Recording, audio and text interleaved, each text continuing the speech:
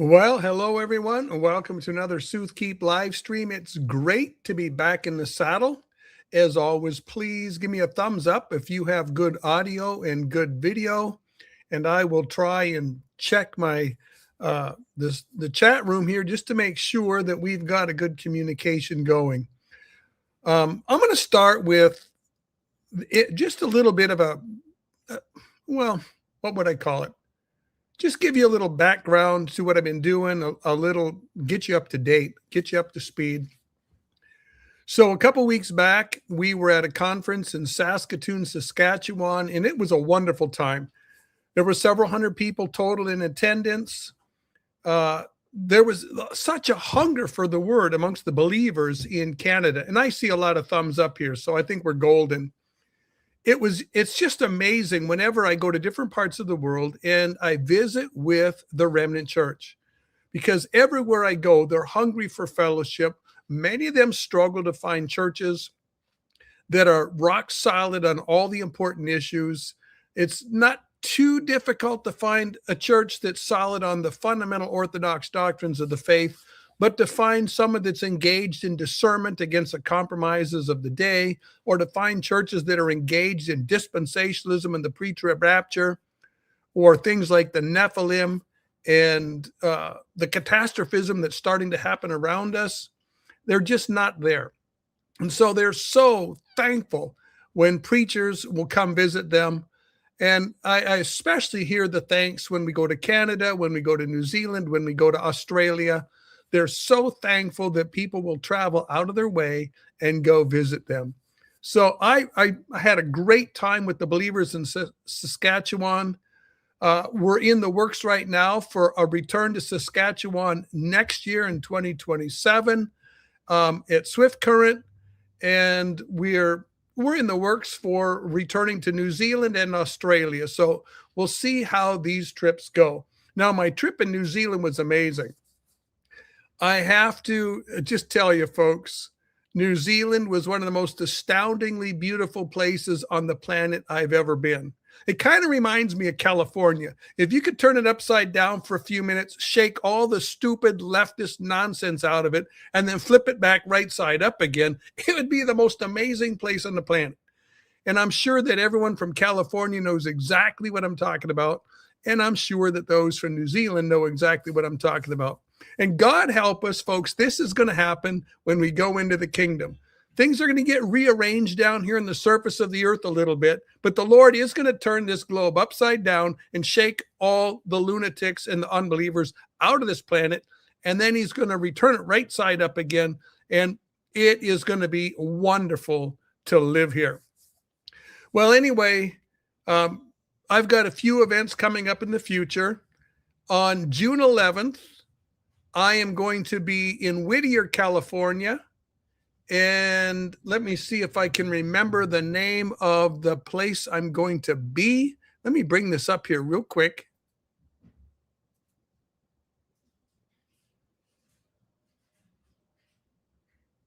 Oh, let me have my notes here. I know I got it up here. Well, somehow I closed the folder, so that means I got to open it back up again. All right. Sooth Keep and go to connections. Oh, yeah.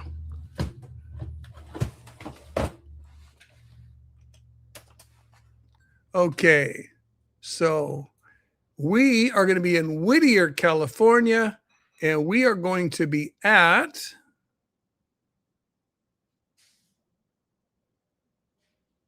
I didn't put it there. Hold on. It's in an email. I didn't write it down on my calendar, so it is in an email. Here we go. Here is the email, and it is called Morning Star Christian Church. I think it's in the Calvary Chapel circles. I'm not 100% positive. But if you're anywhere in Whittier, it's going to be Thursday night, June 11th, from 7 o'clock till 9 o'clock. You can find the information on the Morning Star Christian Church website. Should be a great time. I'm going to deliver two messages on the pre-tribulation rapture. One is a general defense of taking prophecy literally, and then bring it to a conclusion with the literal defense is really going to be brings us to pre-tribulation rapturism. And then I'm going to bring another message, which we haven't decided on what it's going to be yet. So if you're in Whittier area, look me up. Also in July, let me pull my calendar up. In July, of course, you probably know, June 4th through June 7th, I'll be in Colorado Springs for the Prophecy Watchers Conference. But in July, I am going to be with Pastor Jed at Calvary Solid Ground up in the Sacramento area. It's Citrus Heights. And then on Sunday, August 2nd, I'm going to be pinch hitting for Brandon Holthouse at Rock Harbor Church. So bear those dates in mind. Anyway, let's get into the message that we have for tonight. So the title is, What's Up with All the Meteors? I mean, it's been crazy for the last 6 months and even really for the last 2 years. There's been a tremendous uptick in the number of meteors that in total general, but also the number of large meteors that are so big that it's a massive fireball that blasts through the sky. Sometimes people hear it explode or hit the ground. They leave meteorite fragments, and you can hear them whistling or rocketing or thundering or rumbling as they blast through the sky. And we've had weeks where there's been 3 or 4 of these at a time. They're just happening continually now. And this raises a question. Why now? What is the explanation for these things? Is this prophetic? And I say, yes, I think this increase is prophetic. Now, some of you know that when it comes to most of these astronomical phenomenon, like the blood moon phenomenon, I don't think that's prophetic. In association with something that is prophetic, it could have significance. But in and of itself, blood moons just happen on average 2 a year. There's nothing prophetic about them. Now, some people think that you can track them and connect them with events in Israel's history. And if you find where they're exactly on the day or one day off from an event in Jewish history, and you can make a good argument for that, then great. But when I have looked at people's lists of these blood moons and events in Israel's history, and I see stuff that's 3 days off, 5 days off, 3 weeks off, 5 weeks off, and I think, no, that kind of sloppiness is not prophetic. If it was within 24 hours, within 1 day, I'd say, okay, you got an argument here. But if you start getting days off and weeks off, that kind of sloppiness doesn't help prophetic understanding. And so events like just typical eclipses, typical eclipse crossings, all this stuff, it's just regular. It happens on a regular basis. But when we come to meteorite showers increasing significantly, now you can look in history and see occasional single events that are outstanding. But if you come to the point in modern history where we see an uptick, not just of 1 or 2 things, but dozens, I think we're going to see this increase. I think this is prophetic. Now, there's an explanation for this. And it's not merely the explanation. Let me put it this way. The explanation is not merely saying, well, it's prophetic, and then everyone's just supposed to take my word for it. The fact of the matter is, if we look at scripture, we do see a generic promise, Luke 21:26. In fact, it's a generic prophecy.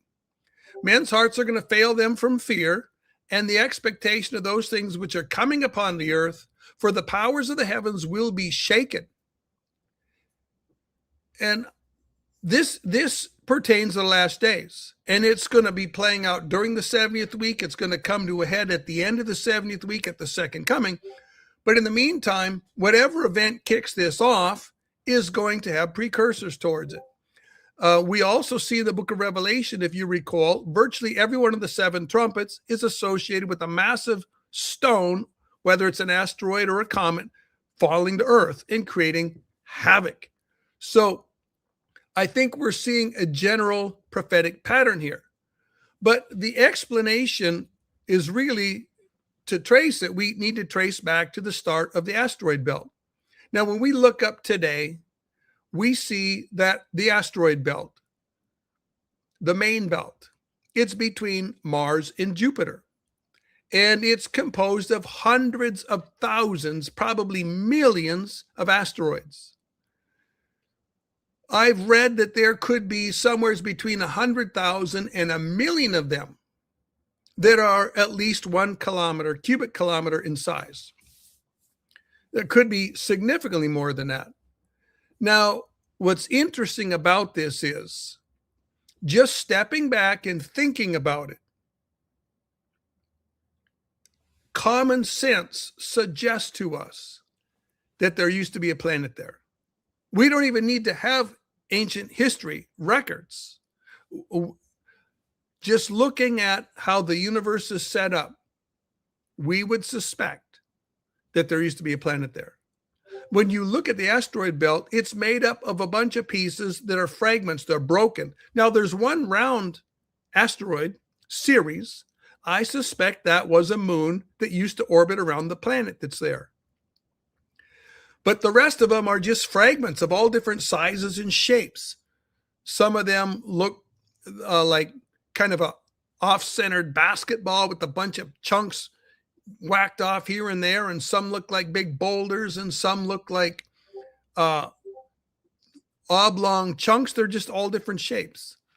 What's interesting about this, though, is if you take what they call, let me bring this note up here, the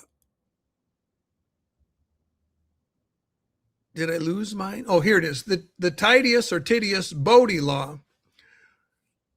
And I'll just say Titius-Boddy law. I should have looked that up to get the right pronunciation. But this law is based on the spacing of the planets. And if you look at how the spacing from the sun to Mercury, then from the sun to Venus, and then from the sun to Earth, and then from the sun to Mars, and then from the sun to Jupiter, but also look at the spacing between the planets, between Mercury and Venus, between Venus and Earth, between Earth and Mars, between Mars and Jupiter, between Jupiter and Saturn. You look at the ratios here, and it tells you, it implies that there should be a planet between Mars and Jupiter where the asteroid belt is. Just following the spacing, something is missing there. Now, also, when you look at the fragments, this is also interesting evidence, because when we see fragments, like if you looked on the sidewalk and you saw fragments of a broken plate or a broken coffee mug, or looked on the patio and saw the same, you see the broken pieces and you say these pieces used to make a whole. Broken pieces suggest something was whole. You walk down the beach, you find pieces of broken glass on the beach, whether they're brand new broken pieces or whether they're pieces that have been kicked around the surf for a while and are polished and they're not dangerous, like there's no sharp edges on them. The broken pieces suggest that something was once whole. When you look at the side of a mountain and there's a massive rock slide with all these pieces that have rolled down, that implies that those pieces were once part of the mountain. And the broken pieces tell you that something is broken.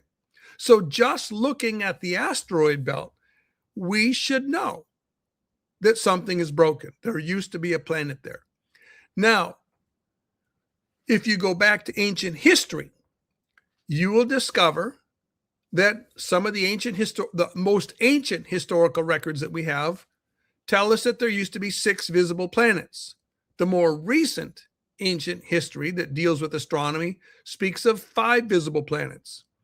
Now, the 5 visible planets is why the ancient pantheons had 7 main gods. There was the sun, the moon, and the 5 visible planets. The most ancient pantheons had 8. Now, we also find historical records that tell us that they plainly state there was a planet that orbited between Mars and Jupiter.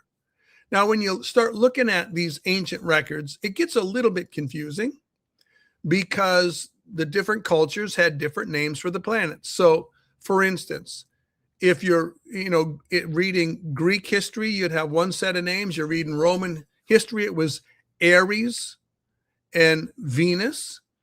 If you're or Mars and Venus. If you're reading Phoenician history or Canaanite history, you're going to read about Baal and Aphrodite. The different parts of the world had different names for the 2 main gods and for the 5 visible planet gods and for the sun. So, but if you're looking at ancient history and you see that they talk about this planet being destroyed, then we're looking at historical record. And it's fascinating to me to see modern science treat ancient history with the same disdain that it treats the Bible. If you validate ancient history, you indirectly validate the Bible because ancient history supports the Bible. Ancient history understood correctly puts its stamp of approval on the account of the Bible. And so for example, we've come to the point where we trust that when ancient history speaks of dragons and giants and the flood and creation, we take it at face value. But I don't know if it's come down to the point that most only gain their ancient history knowledge through creation apologists and they don't really study it themselves, or what the explanation is, but very few today will let me put it this way. Very few today appreciate or understand the ancient testimony for the planets having elliptical orbits like Mars and Venus used to make near passes with each other, and they used to make near passes of the Earth. And this is why the ancients worshiped the planets. They were terrified of them. They were the gods. And the ancients talk about seeing, I believe it was Mars and Venus, but it could have been Mars and another planet in a duel. And they saw Mars get the gigantic gash in it that we call the Valley Marineris today. So they saw that happen.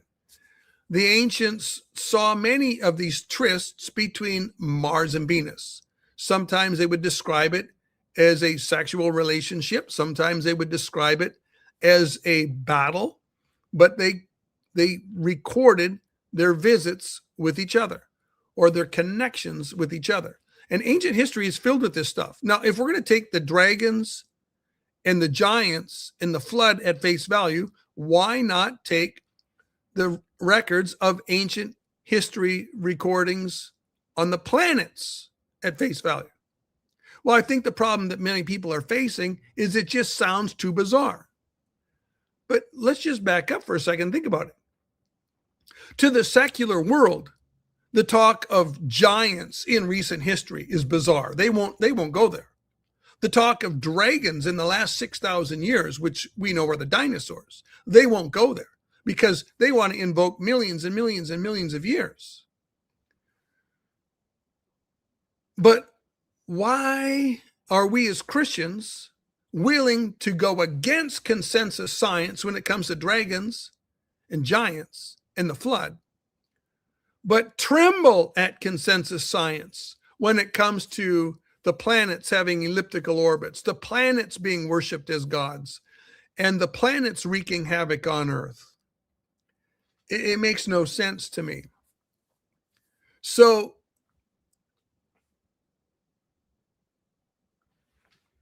if we start with the assumption, and I think it's reasonable, that there used to be a planet between Mars and Venus, and that the fragments or Mars and Jupiter, pardon me, and those pieces are parts of that planet, then we start to get an understanding of ancient history as far as their ancient religion and their fear of comets.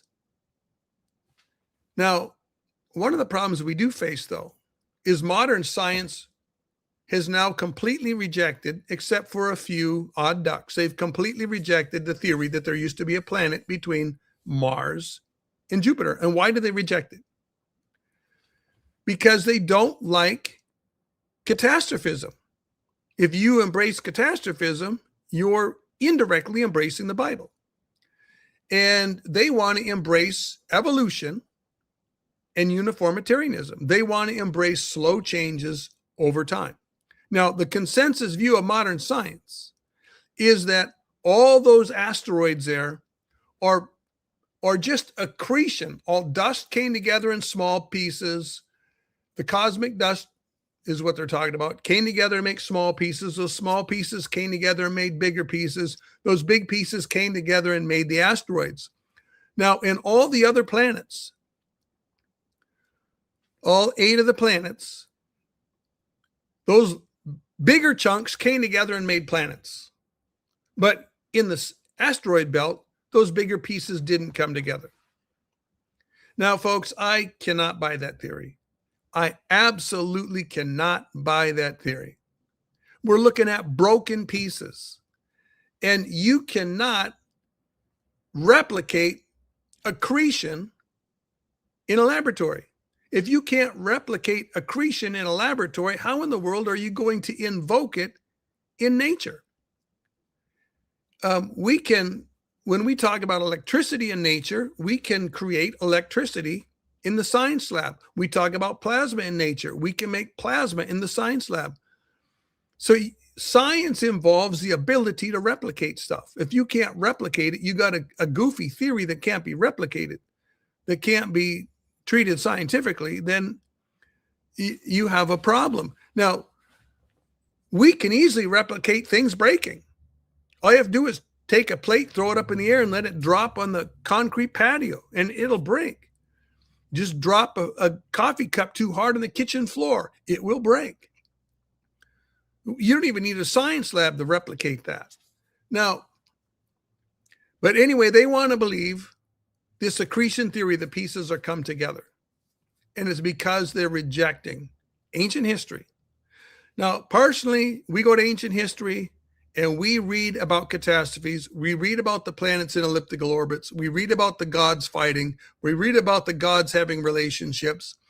And we begin to understand that ancient mythology is not comic book stories. It's things that people actually saw happening either on Earth amongst the giants or in the heavens amongst the planets and stars that represented the dead giants. And then we're talking of real history here now. Mythology, rightly understood, is ancient history. But anyway, now modern science poo-poos this whole broken planet theory because they say, well, broken planet? It wasn't much of a planet. There's only 4. If you take all the pieces in the asteroid belt, it's only 4% enough to have a planet-sized body. Well, so what?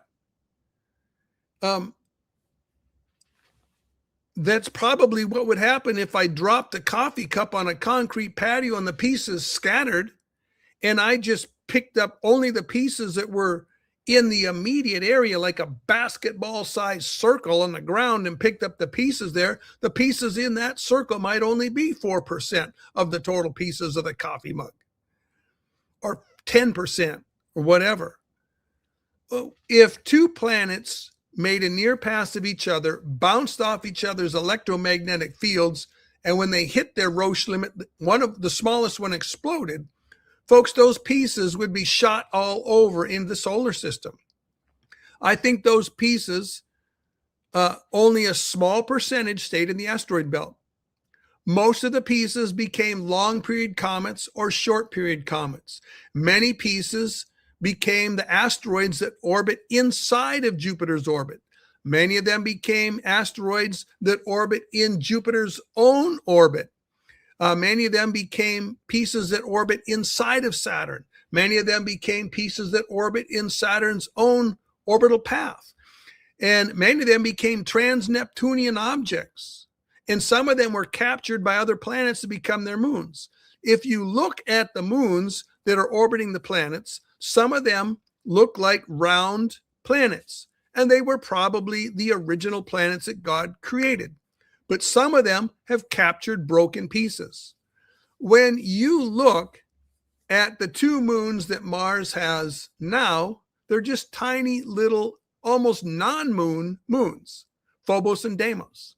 They're broken pieces. They were probably captured by Mars. And if Mars originally had its own moons, original moons, they were long lost in its wars with Venus and its near passes of Earth. They're vanished, and they're now comets of some sort. But anyway, if you add up all the pieces, you add up the long period comets, the short period comets, the asteroids inside Saturn and inside Jupiter, and the asteroids that are in Saturn's orbit and in Jupiter's orbit, and you add up the trans-Neptunian objects, of which there's tens of thousands of them, and you take all these pieces and put them together and you add the asteroid belt to them, there's more than enough mass there. There's more than enough pieces to make a planet. Anyways, now, where do the meteors that we're seeing now come from? I think they're by and large from a couple sources. First of all, that original intersection between two planets where one of the planets exploded, the planet that used to be between Mars and Jupiter, many of those fragments are long period comets and short period comets. Earth has probably cleared most of her orbital path of the short period comets, but we're starting to see these long period comets come in. And this is a fascinating subject, because if you flung a bunch out there and we're starting to see a vast increase in these comet pieces coming in, this implies that there's more coming.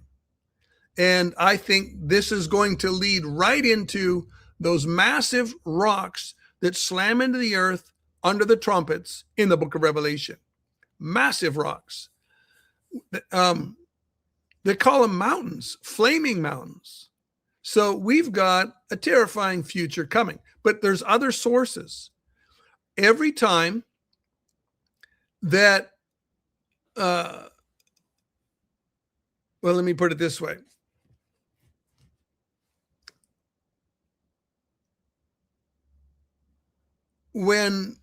Every time that Mars and Venus intersected, or Mars intersected with Earth, the discharge, the plasma discharge between Mars and Venus or between Mars and Earth would excavate material off of Mars. When you look at close-up photos of Mars, you see that there's a vast plain where tens of thousands of cubic miles of material was excavated off of Mars. Now, some people might call it a lake bed, but it's really the electromagnetic scalloping or gouging that's removed this material, and we've added to all those long period comets from the original exploded planet. You've added all these fragments from Mars so that they make up a bunch of Martian meteorites meteoroids. And of course, if they come to Earth, they become a Martian meteor. And if they slam into Earth, becomes a Martian meteorite. So you've got that addition there. And there's probably some that have come off of Venus and other planets too. So you've got different sources. But anyway, these are out there floating loose in space. And in the last days, as we move in to the last days proper, we're going to see a tremendous increase in in northern lights, in meteors, in fireballs, massive comets, and massive asteroids. Now, if you do some research in ancient history, two of the common tracks that people have investigated to try and explain this exploded planet. Some have identified it with the destruction of Phaethon, where Phaethon took and it was tried to ride his father's chariot and do the work of his father, and the chariot was exploded and he died. And some would regard this tale of the planet or the star Phaethon with the exploded planet. Some have associated it with Rahab. I'm not going to go into all the details tonight. I'm just going to give you a generic introduction and try and get you into the study or into thinking down the track of the former planet, the sixth visible planet that was destroyed. And when you start reading the literature on planetary catastrophism, whether you're reading, for instance, Velikovsky, or whether you're reading Patton's Mars-Earth War, which is a fascinating read, you're going to discover a ton of ancient information about the heavens that will blow your mind. But you're also going to discover that they all differ with each other in minor ways. You read one author and they seem to make everything out to be Venus, and another author seems to make everything out to be Mars, and there's a lot of confusion there. If you read these books holding the technical identifications lightly, you're going to notice patterns. You don't have to positively identify which event that they describe. You don't have to positively identify which planet that actually was. You just have to accept the facts of ancient history. Now, some of the fascinating things about this, when you go through this view of history, you begin to realize how much it lines up with the major ages in the Bible. For instance, in the Bible, we have a great event with the flood. We have a great destruction judgment with the Tower of Babel. We have another great destruction judgment with Sodom and Gomorrah. And we have a great destruction judgment at the time of the Exodus. Now, when we read the biblical account, all we see is how it affects the line of redemptions. We see the whole world destroyed in the flood because Noah was delivered from that. But with Sodom and Gomorrah, we only see Sodom and Gomorrah destroyed. With the Tower of Babel, we just see the Tower of Babel destroyed. With the time of the Exodus, we just see judgment coming upon Egypt, and we see the darkness in the wilderness. But when you study ancient secular history, you see that these events in the Bible line up perfectly with the end of with the great flood that flooded the whole world, then with the judgment at the end of the Gold Age, the judgment at the end of the Silver Age, and the judgment at the end of the Bronze Age. So the judgment, the end of the Gold Age, which also destroyed the lake in North Africa and created the Sahara Desert, that judgment lines up with the destruction of the Tower of Babel. When you look at ancient history, the judgment that brought the end of the Silver Age, that rolled the earth, created Antarctica, covered Siberia with ice, and raised the Himalaya mountains and covered all the mountain ranges with ice, that lines up with the destruction of Sodom and Gomorrah. When you look at the judgment that brought about the destruction of Egypt with the Exodus, this lines up with the judgment that ended the Bronze Age. That's when the Minoan Empire was destroyed, the Mycenaean Empire was destroyed. It brought the Mediterranean into 700 to 800 years of what they call the Dark Ages that led to, that lines up with the burn layer that goes across southern Europe and most of the Middle East. It goes across North Africa. There's the same burn layer as here in North America. You find the dinosaurs and the major mammals below that burn layer. Above that, you don't find those things. Now, you also find in Native American tales of the thunderbird flying over. And when the thunderbird flew over, it sent balls of fire to earth, and it destroyed all the dragons, and it destroyed many of the giants. It destroyed most of the human beings, and it destroyed all the great mammals. And it was followed the very next day by a wave of water that rolled in and put out the fires. But at the same time, that time of the Thunderbird is when the Ice Age glaciers started to retreat. So the Native Americans tell us that they used to see a wall of ice as tall as a mountain. And yet after the Thunderbird flew over, the climate changed and that wall of ice started to melt rapidly. And by the time you get to the end of the Bronze Age, it's retreated far north. So in the Bible, we only see these massive visitations as they affected the line of redemption, as they affected the people of Israel. But in secular history, we see these visitations all over the place. I find it interesting that we had Israel wandering in the wilderness for 40 years in need of a fiery pillar by night and a cloudy pillar by day. Why did they need a fiery pillar by night and a cloudy pillar by day to guide them? I mean, the trade routes were known, and you could talk to people that they would meet. And you had the stars and the sun and the moon, right? Which were their compass. Well, no, he didn't. All around the world in that Bronze Age era, there is 40 years of darkness. That judgment that brought destruction and fire on Egypt plunged the world into darkness. And this is why Israel, wandering in the wilderness, needed the cloudy pillar by day and the fiery pillar by night. Because the whole world has 38 to 42 years, averaging 40 years of darkness. And in this period of time, they make statements such as we read in the Hebrew Bible, when there was no moon.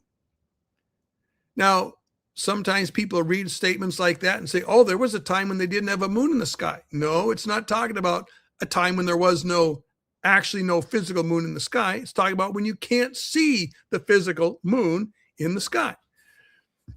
And so there was this judgment that came, a planetary catastrophism judgment, filled the Earth's atmosphere with volcanic ash, but also with meteoritic ash. And it was so dark you could not see the sun for many, many years. It was years before you could actually see the haze of the sun through the clouds. It was many more years before you could see the moon glowing in the clouds. And then it was many years more before the individual stars started to appear in the heavens. And this is why when you read ancient mythology, you read about accounts about when such and such a god first appeared in the heavens. It's talking about this creation time, this new creation time after the judgment that ended the Bronze Age. In fact, here's an inside secret, folks. Most of the creation accounts in ancient history are not talking about the original creation way back 6,000 years ago in the garden. They're talking about the recreation at the end of the tsunami flood of the Bronze Age, this fire and tsunami. So when you have this planet blasting by Earth, it could have been Venus, it could have been Mars, I'm not sure which one it was at the time of the Exodus, but this would have brought massive tidal waves. And this is why the ancient Greek history speaks of 4 floods. There was a worldwide universal flood that covered every mountain on the planet Earth. And then there were 3 floods that followed. These floods were tsunami floods that were accompanied by fire and volcanoes and earthquakes and judgment. These tsunami floods would roll in and devastate the world, and then they would roll back out. And the last one in Greek history is called Deucalion's flood. And that is the great creation story. It's the recreation story, not the original creation story. But once you start getting a feel for tracking these events in ancient history, then you can line it up with the Bible and you realize that the Bible account harmonizes with history. I just find it fascinating that secular history tells us Oh, the dinosaurs were destroyed 70 million years ago by a massive meteorite slamming into the earth, and it was a big extinction event. Well, folks, we know that that massive meteorite slammed into earth after the flood, because a massive meteorite that actually brought the extinction of the last dinosaurs and the ice age mammals, that happened at the end of the Bronze Age, at the time of the Exodus. And whatever was left after that of the ice age mammals was soon and quickly hunted to extinction by hungry people. Well, anyway, that's just a brief introduction to that aspect of planetary catastrophism. How is this going to affect us in the future? Well, in my mind, let me just briefly go back to Luke 21:26. In fact, I'm going to start by reading verse 25. Verse 25 says, "And there will be signs in the sun, in the moon, and in the stars, and on the earth distress of nations with perplexity, the sea and the waves roaring." And then it adds, "Men's hearts failing them for fear and for the expectation of those things which are coming upon the earth, for the powers of the heavens will be shaken." Now, what's interesting about this, we got four things here: the sun, the moon, the stars, and the powers of heavens. If we say the sun, the moon, the stars, what's next in the list? Just common sense tells you the next thing in the list would be the planets. But also the ancients worshiped the sun, the moon, the stars, and the planets. They worshiped the host of heaven.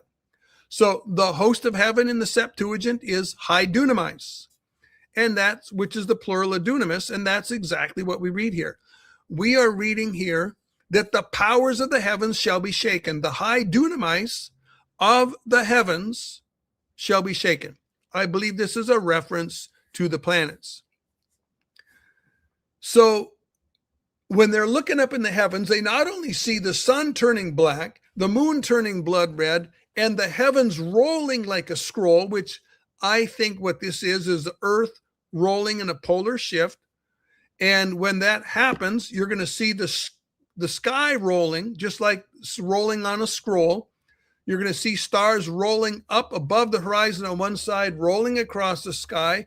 You're going to see some stars rolling below the horizon on the other side, just like words on a scroll.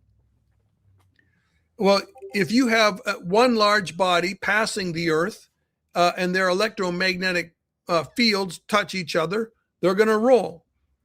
This is, I believe, one of the proofs that the last planet to make a near pass of Earth was Mars, because when you have two gyroscopes bump each other, whatever their tilt was before, the tilt that they end up with is within a half a degree of the other. So that they're like, if one's at a tilt of 90 degrees and one's at a tilt of 60 degrees, you're going to end up with a tilt that's 75 degrees, give or take a half degree. Both will have that same tilt. So Mars and Earth have more or less the same tilt, which implies that they went from their regular tilt to a mediated tilt when they bumped into each other. Well, anyways, I think that we're going to see these powers in the heavens being shaken. Something's got to shake them. What's going to shake them? What's big enough to knock planets out of their orbit? Well, it could be a brown dwarf out there. It could be like maybe the sun has a twin that's in some kind of a odd orbit, but that's hard to, what's going to bump the sun's twin out of orbit? You'd have to have something way massive, more massive than the sun. But maybe something happened in another solar system and one of those suns did get bumped and it's heading towards Earth as a brown dwarf. That's entirely possible. But what I think is the more likely cause, and it's probably not the only cause that a scientific thinking mind could think of, is that the planet that used to orbit between Mars and Venus, when it exploded, its core, which would be mostly iron and nickel with a lot of PGM and a lot of rare earth elements in it, that core stayed more or less intact, and it went out into space as a long period comet, and it's going to return. This is the theme of my book, and I'll hold it up for you here. This book here, The Rogue. I suppose, I don't know, is that backwards? Maybe it's backwards. But the book is called The Rogue. It's the first volume of my Planet Shaken series. And there's going to be 5 volumes total. I should have volume 4 finished this year, this fall, and volume 5 finished early next year. That's the goal. I'm working hard on it. But what's going to happen here is, if I'm correct with this theory, that massive core is out there somewhere. When it returns to the inner solar system from whence it started, it's going to create havoc. In my book, I talk about it bumping Mars, and then Mars bumps Venus, and then Venus brings fire upon Earth, and Mars does its thing here on Earth. Something's got to be big enough to bump the inner planets so that the whole Earth is terrified of the things that are going awry in the heavens because the planets are shaken. Folks, it says the planets are shaken. This is not, when it talks about the powers of heaven are shaken, if you look at how Koine Greek uses the word the powers, the phrase the powers, it uses it for the powers of the heavens. It doesn't use it in this generic physics sense, like physics laws. This isn't talking about physics laws ceasing to exist and in the universe unwinding. This is talking about the powers of heaven, the planets of the heavens being bumped out of their orbits.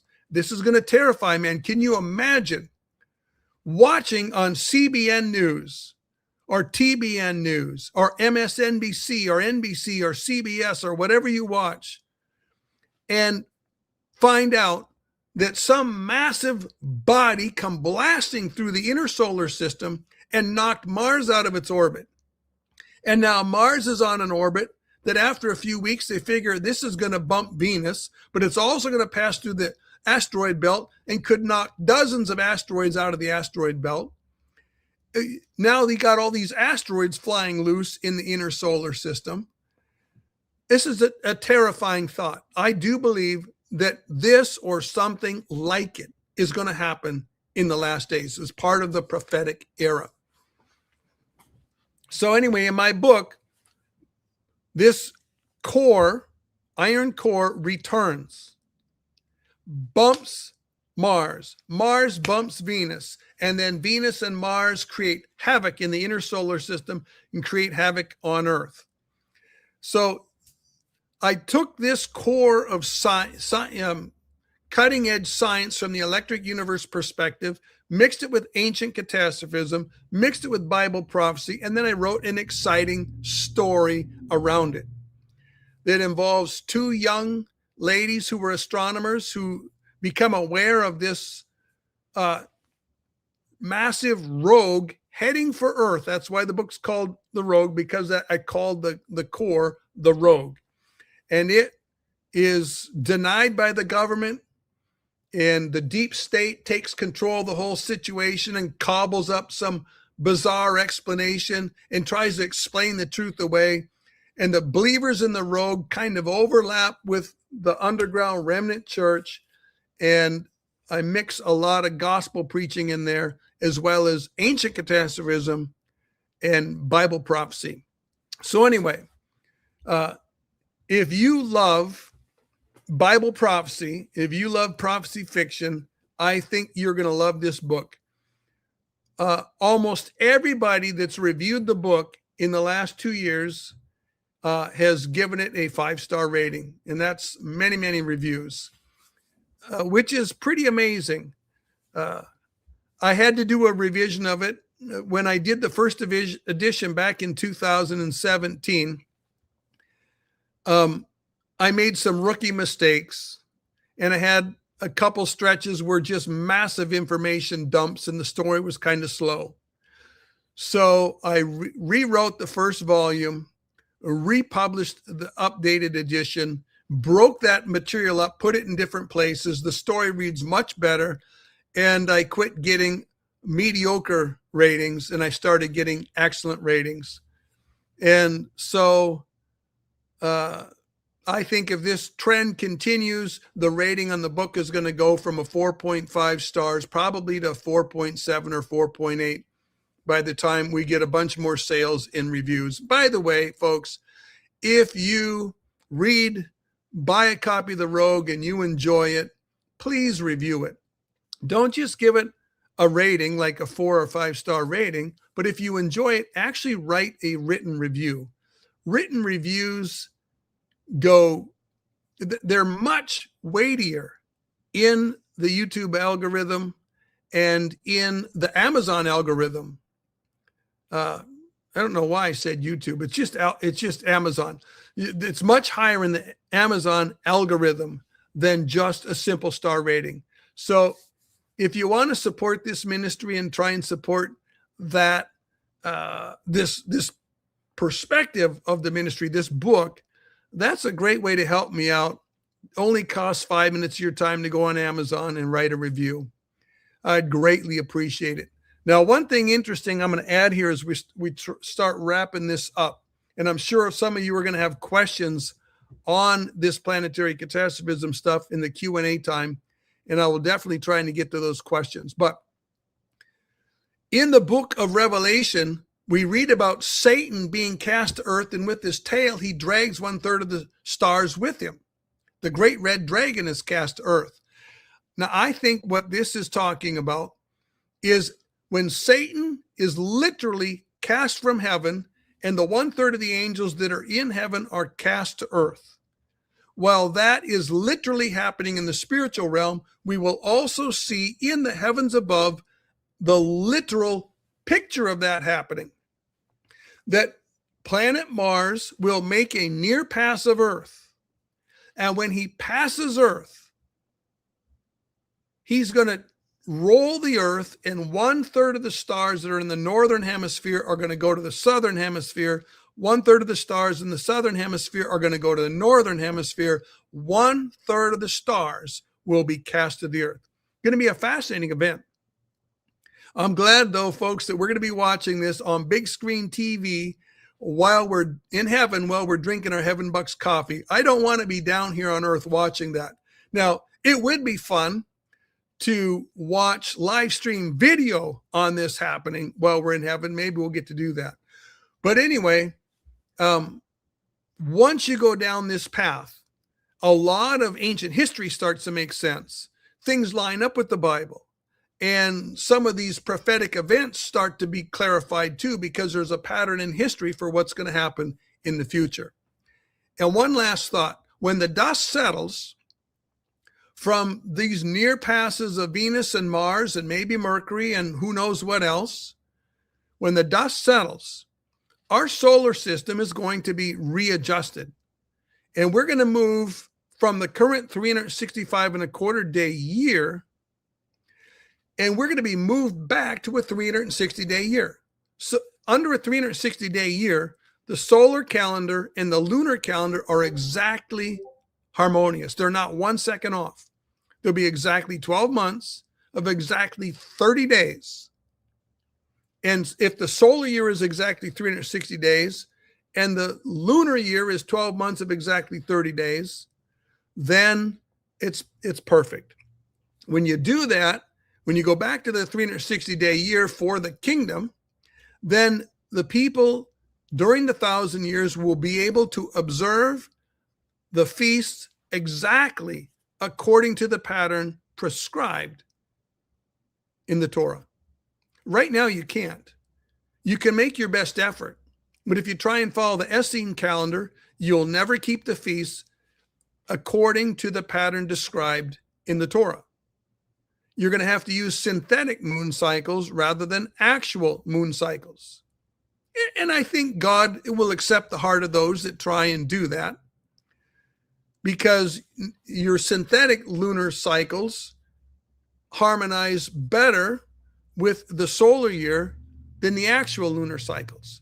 If you do the actual lunar cycles of the Masoretic calendar, the months are going to drift backwards in the year. You're going to lose 11 days every year and a little bit of change, so that every Well, 7 times in a 19-year cycle, you have to add an extra month to the calendar.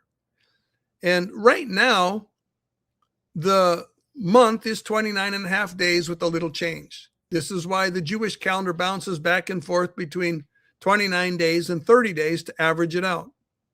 And over the course of the year, you lose 11 days. This is also a problem in a lot of ways.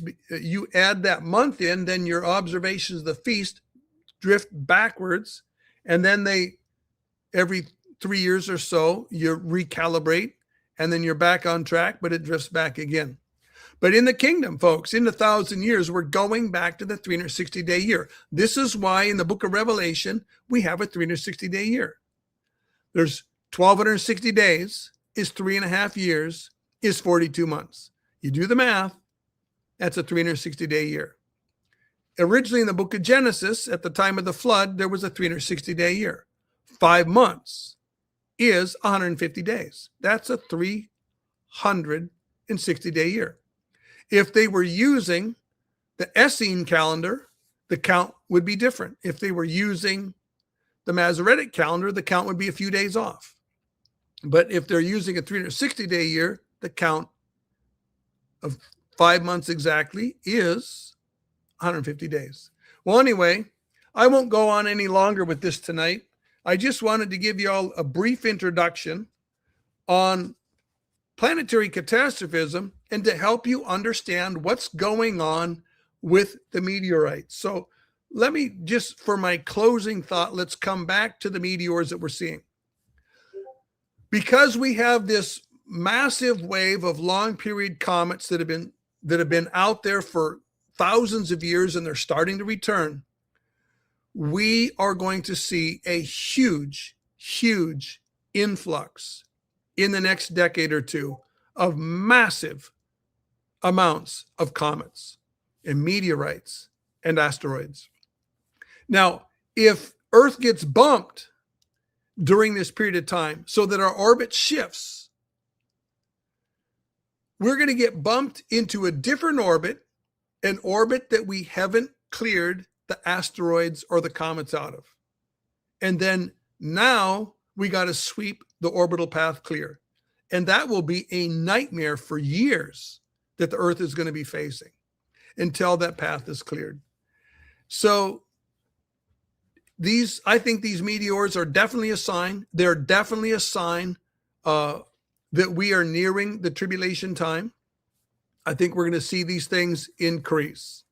So anyways, with that thought, I'll just call her quits for this introductory treatment here that was an hour long on the meteors and the comets, and hopefully you're all blessed by that. And let's move to the Q&A.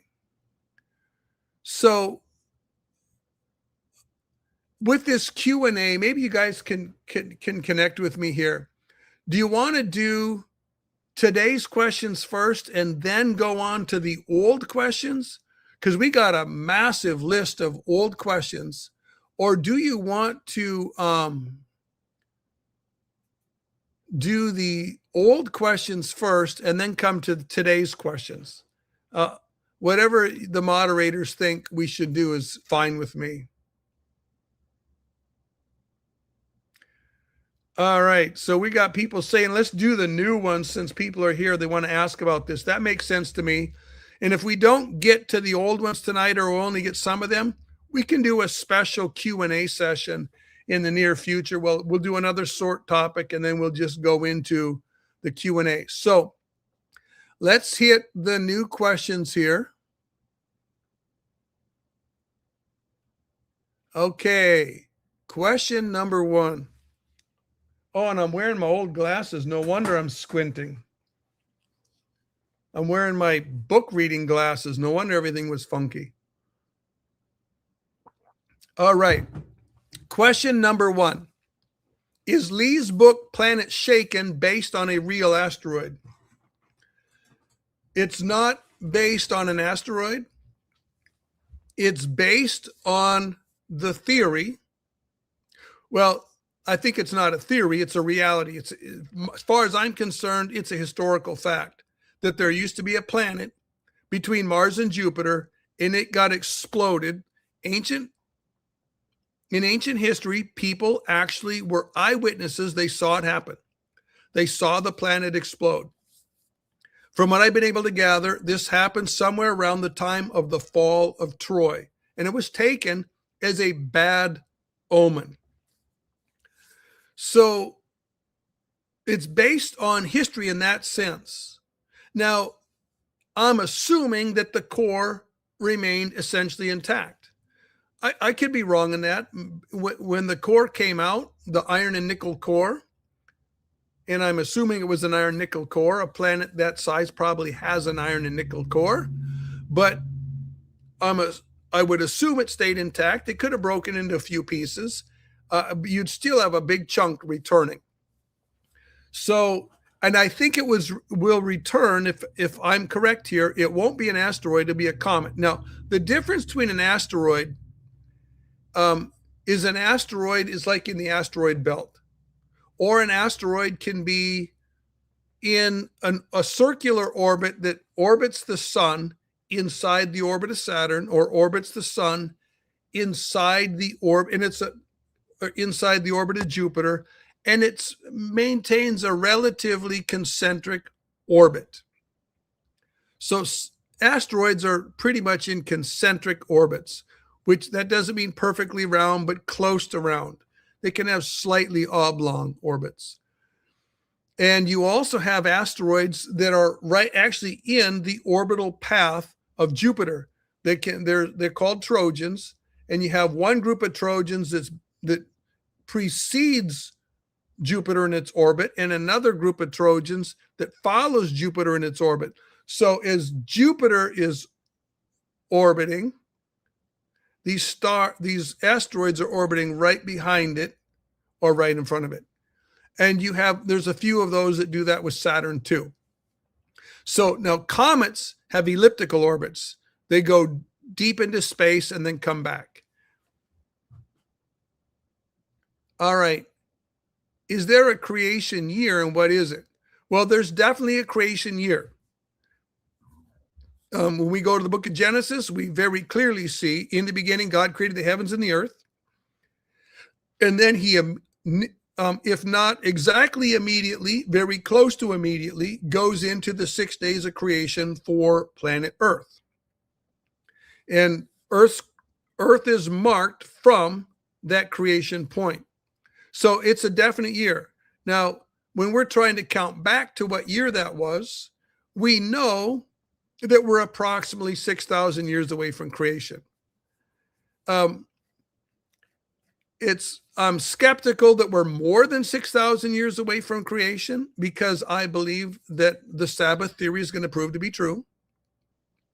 That we will find that there was 4,000 years from the garden to some point in the general area of the cross, and then 2,000 years from the general area of the cross forwards.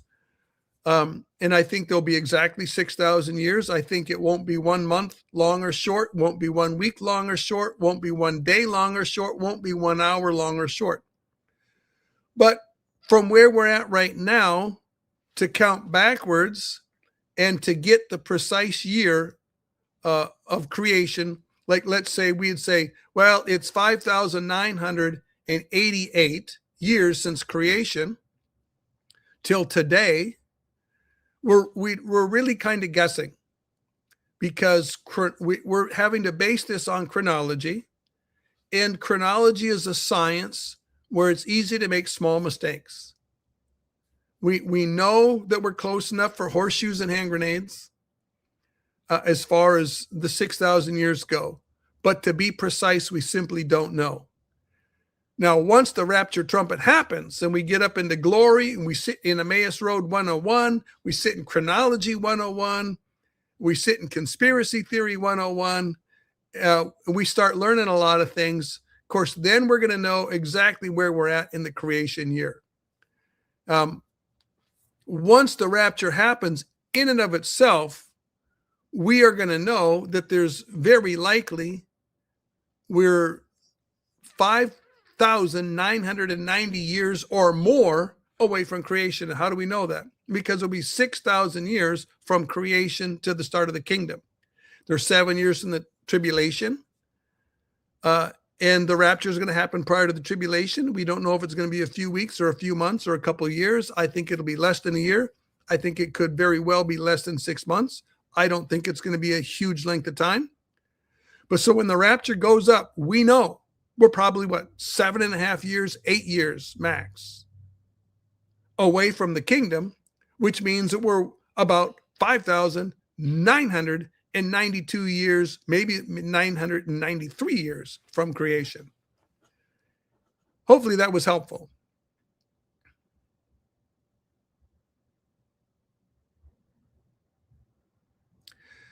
Okay, great question. Do you believe any of the signs in the heavens have biblical meaning, since the Bible says they were created for that purpose?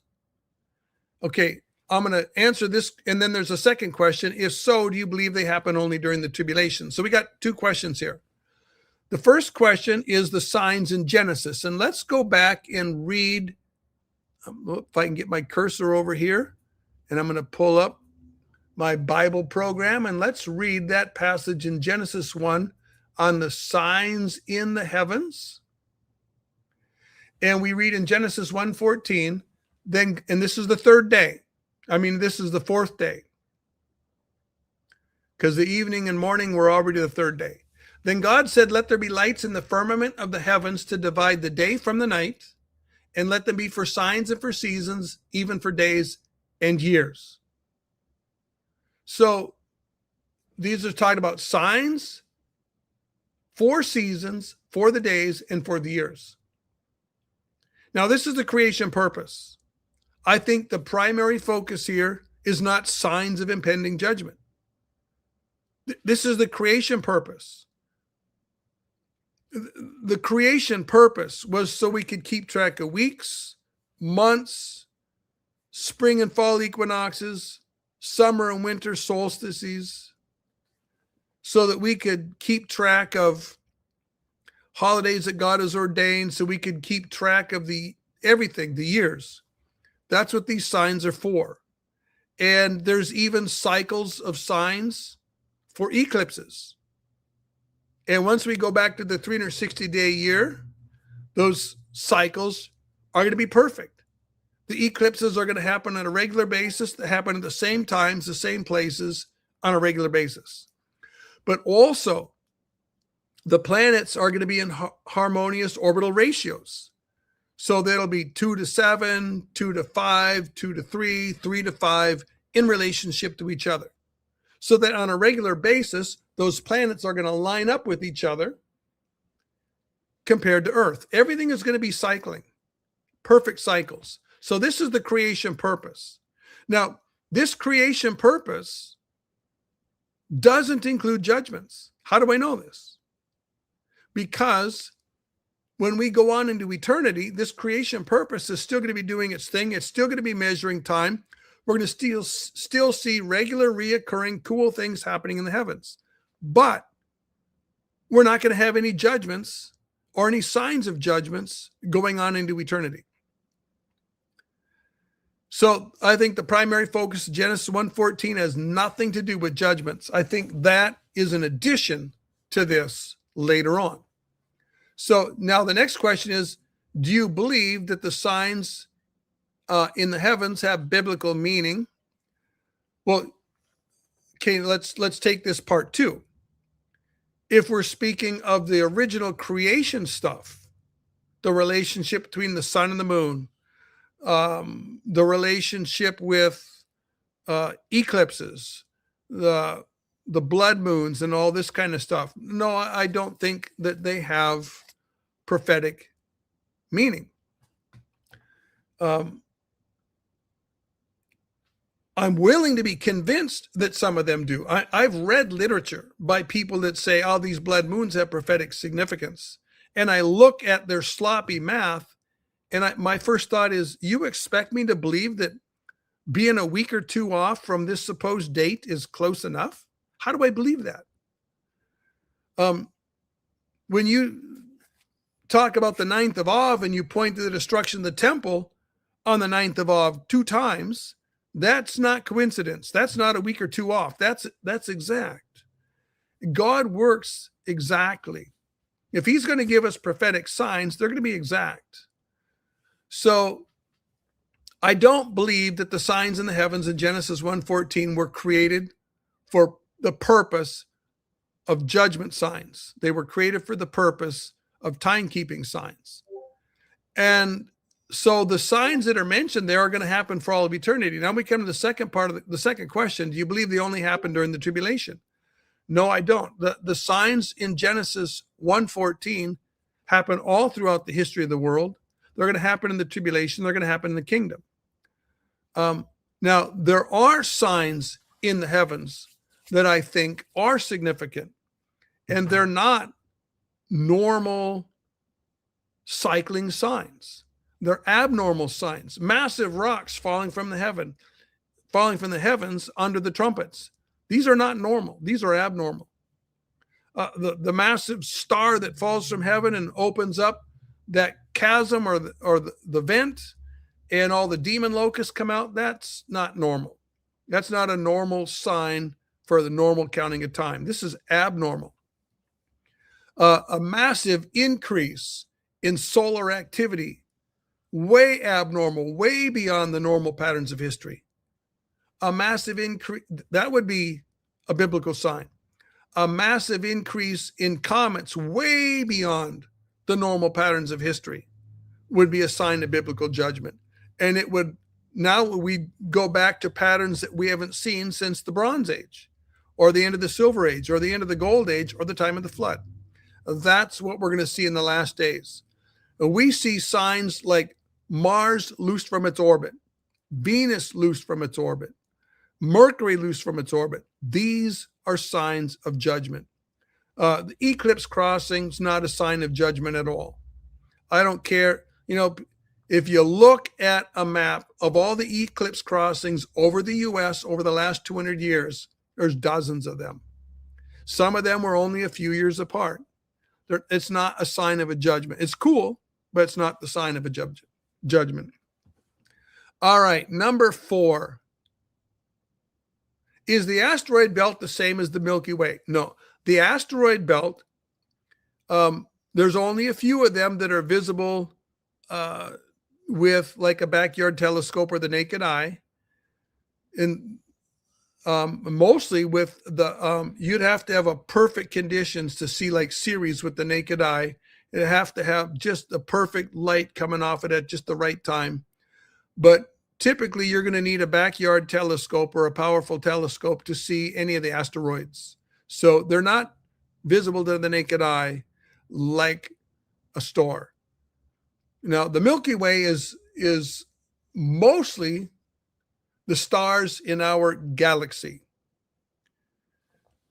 And that's that bright belt of stars. It's hard to see from a city, but if you go deep into the desert out west, or you go way off into the mountain wilderness out west, you get way out in the middle of nowhere, and you stand on the top of the mountains or the hills, and you can see this bright, it just looked like someone took a paintbrush and painted a bunch of diamond dust across the sky. And that's the Milky Way. If you've never seen the Milky Way from a dark sky region, and you're the kind of person that you have your rapture list, which is kind of like a bucket list, and there's a list of glorious things you want to see or do for the Lord before the rapture trumpet blows, put seeing the Milky Way on your bucket list or on your rapture list. It's the stars. It's our galaxy. Now, the asteroid belt, there's just those broken pieces of stone that are in that orbiting in the region of between Mars and Jupiter. Okay, question number 5. Do I believe the universe is finite? I absolutely do not. I believe the universe is infinite. Now, the standard model of our universe, which is embraced by most creationists, they're following in the footsteps of the evolutionary scientists who believe that the universe started at some point in time. It's kind of funny how creationists say they don't believe in a Big Bang, but they still have the expanding universe. They don't really explain how they get an expanding universe without a Big Bang. It's confusing to me. The expanding universe theory and the Big Bang theory were originally the same thing. There's no difference. And if you have an expanding universe, you have a very finite universe. And that expansion is eventually going to get to a place where it's either going to go into heat death, it's going to die, or some evolutionists will talk about a big collapse, and it goes back and starts over. So you have the universe collapses back into a little tiny black hole, and then that black hole explodes again, starts all over. I don't believe in any of those finite universe theories. I believe that God created a universe that's infinite. We read in Romans chapter 1 that the creation testifies to the infinite nature and character of God, his glory. You can't have a little tiny infinite universe testify to a finite universe testify to infinite God. I think this universe is infinite. I think we could literally travel in a straight line for 1 billion light years and never come to the end. There's not going to be a fence out there that says, don't go beyond there. There's nothing out here. And I don't believe in the so-called flat universe, which really isn't flat. Especially that version of the flat universe where it says if you try and travel in a straight line, you're going to come right back to where you start. That's a very finite universe. The universe is three-dimensional. It looks three-dimensional. It is three-dimensional. And you can travel in any direction, and it's infinite. Our God created an infinite universe so that we'd have an infinite utopia in eternity. And this infinite universe has infinite time, infinite energy, infinite resources, and infinite opportunity. Nobody will ever find the last cool thing that God has hidden in this universe for us to uncover.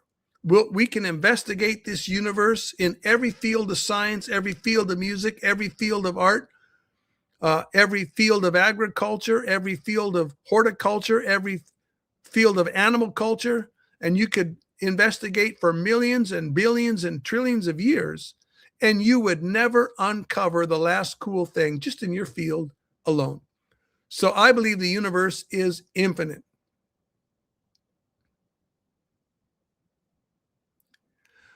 Okay, regarding the second coming and the millennial reign, I don't want to come back to fight and war, sacrifice animals, or rule and reign. Can the women stay with the Father in heaven until after the millennium? Nope, you don't get a choice. But you don't have to worry about it. Because when we get to heaven, all of our misconceptions, all of our difficulties, all of our squeamishness is going to be relieved. Because we're going to have a renewed mind, a renewed heart, a renewed soul, and we are going to be on the exact same page as God. And when we come down from heaven at the second coming, God is indignant. Every human being on planet Earth at that point has either sided with God or sided against God. There's nobody on the fence. And all those that have wickedly rejected the light of the 144,000, the light of the two witnesses, the light of the Spirit-baptized Jews and Gentiles, the light of the angels speaking from heaven. They've rejected all the miracles from God. They've rejected all that. Their unbelief is 10 times worse than the Pharisees. So when we descend from heaven and we have the same mind and the same heart as God, nobody's going to be squeamish anymore. Nobody's going to think this is odd or bizarre. As far as sacrifice goes in the 1,000 years, we're going to be eating meat, folks. I don't care what anyone says. We're going to be eating meat in the 1,000 years, and we're going to be eating meat in eternity. There's never an end to that. Animals were given in Genesis 9 as a permanent gift. They were given to eat. They were given to use. They were given for leather. They were given for hair. They were given for bone. They were given for sinew. They were given for all kinds of cool uses. And that's not going to stop. And in the millennium, the sacrifices are a memorial of the work of Christ. Now, gospel preaching in the millennium is going to go to a level it's never been that we're familiar with in this age, because part of gospel preaching in the millennium is going to include Isaiah 66, where every man on earth is required every Sabbath and every new moon to gaze into the bowels of hell and look upon the souls of those whose worm dies not. They're going to look at men suffering in hell. This is part of the gospel preaching. This is hellfire and brimstone preaching on steroids. And part of the gospel preaching is going to be blood sacrifices as a memorial of Christ's sacrifice. Everybody on earth is going to have a regular reminder of the horrible cost of Christ's death on the cross. They see that blood shed, and they're going to be forced to think about Christ's blood shed. That's a horrible moment to point to a horrible memory, so people on earth don't go to a horrible hellfire eternity. And what's interesting about this, despite all of the earthly power manifested in gospel preaching, despite the physical presence of Christ, despite the fact that everybody on earth has to gaze into hell, despite the fact that they're going to be right in the presence of God manifest in the flesh, despite all the goodness of God poured out in the kingdom with the curse being lifted, and perfect government and perfect education, despite all that, many are still going to rebel. This is an awful message, really, about the depravity of man. So I think you won't have to worry about it. The Lord's going to fix all of our qualms and all of our squeamishness. 7, has there been a war in the heavens between the heavens and the fallen, Lucifer and the angels who rebelled and came to earth and was cast out? Well, Satan has been banned in a certain way from God. He's separated. But Satan, we know from Scripture, still has access to the courts of heaven. He still appears before God. He's the accuser of the brethren. He appeared before God to accuse Job. He appeared to accuse Peter. He got permission to sift Job. He got permission to sift Peter. Folks, this is an encouragement, really. Any trial that comes your way that you believe is of the devil, you can trust, to absolute trust, that the Lord allowed it. And if he allowed it, he's got a purpose for it. And that purpose is for your good, not for your hurt. And it's just a matter of us trying to get into the heart and mind of God and figure out what he's trying to do in our life and why and for what purposes. Now, there will be a final war in heaven. It's in the middle of the 70th week. It's in Revelation 12. Satan and his fallen angels are going to be cast out of heaven, and they're going to be cast to earth, and he's going to be angry because he knows his time is short. He knows he has 3.5 years left. So for the final 3.5 years of the tribulation, there's no devil or demon or fallen angel in heaven. Now, what's interesting about this, for the first 3.5 years that we are up there in New Jerusalem, we will get to see Satan and some of his fallen angels. We will see him. He's there. He still has access to the Father until the middle of the tribulation.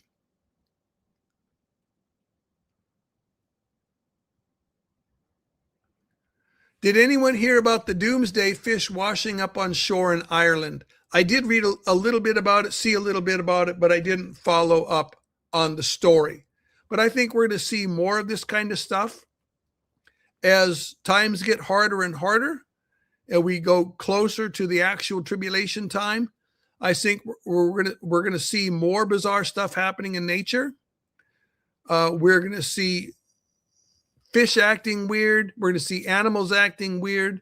It's going to come to a head under the fourth seal when the beasts of the earth are used as one of the 4 judgments to kill a 1/4 of mankind.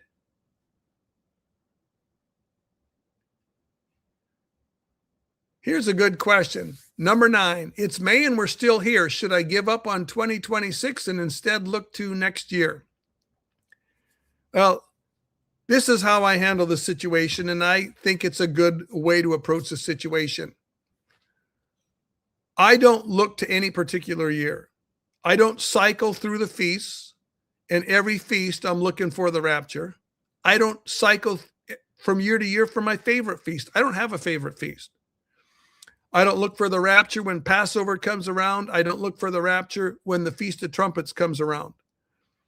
And I'm not looking every year for the rapture based on a feast cycle.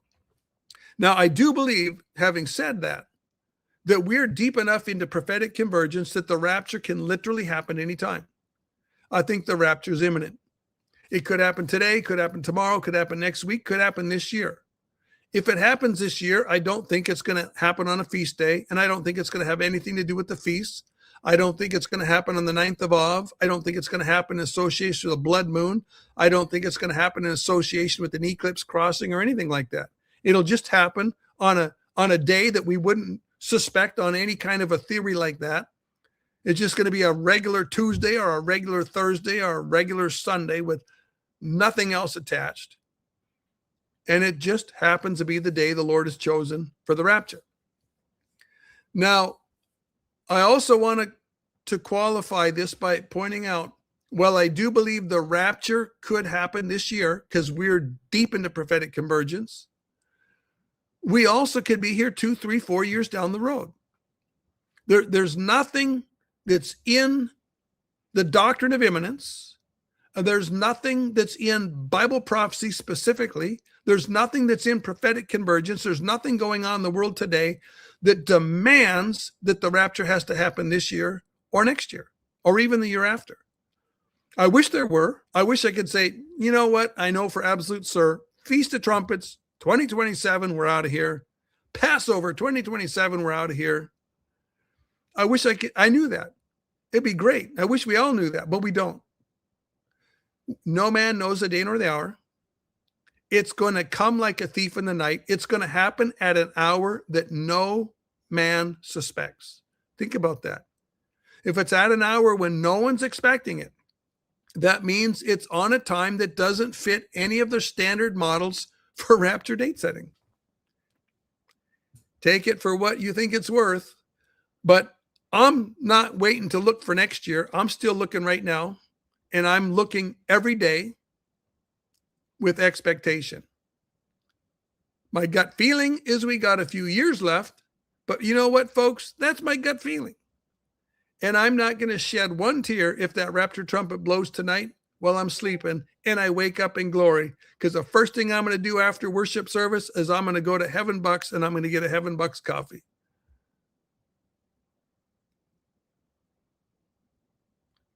Okay, what is the best ancient history book to read about all of these events? Well, there is no one ancient history book that's going to have this information in it. Once you start going down this path, you're going to do a ton of reading, overwhelming reading. I would suggest starting with Velikovsky. That's Velikovsky, Velikovsky, and Patton, Patton. Patton has a book called The Mars-Earth War, and Velikovsky has Worlds in Collision. Those are two good introductory books. From there, you're going to end up in a whole bunch of electric universe literature. You're going to end up in a whole bunch of different authors that trace the catastrophes according to the Native American tales, and some according to the Inca and Aztec tales, and some according to Chinese tales, some according to Korean tales. There's just dozens of authors, dozens of paths, and they all intersect. And there's lots of stuff on Sumerian mythology, Babylonian mythology and history, Greek and Roman mythology and history. So you're really looking at a course of dozens of authors who are referring to literally hundreds and thousands of ancient sources and bringing the material together.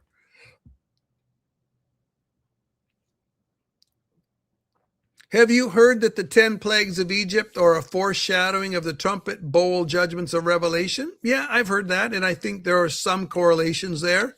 I think if you're not careful, you'll stretch some of the correlations, but there are definitely correlations. Question 13.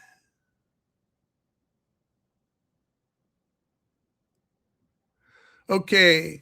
Where do you find in historical writings that there was another planet where the asteroid belt is? That's very interesting, and I would like to learn more about it.